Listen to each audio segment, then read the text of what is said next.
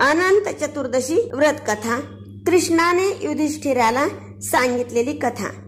अनंत चतुर्दशी या दिवशी अनंत म्हणजे विष्णूची पूजा करतात व अनंताचे व्रत करतात।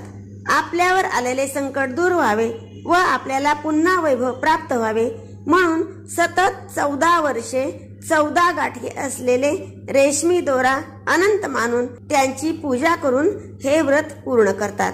पांडवांना द्यूतात हरल्यावर 12 वर्षे वनवास व 1 वर्ष अज्ञातवास भोगावा लागला। पुढे या आपत्तीतून सुटका व्हावी म्हणून अनंत व्रत करण्याचा भगवान कृष्णांनी त्यांना उपदेश केला। त्याची कथा या प्रकारे आहे। प्राचीन काळात सुमंत नावाचा एक नेक तपस्वी ब्राह्मण होता।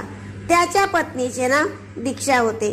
त्यांना परम सुंदरी, धर्मपरायण आणि ज्योतिर्मयी कन्या होती, जिचे नाव होतं सुशीला।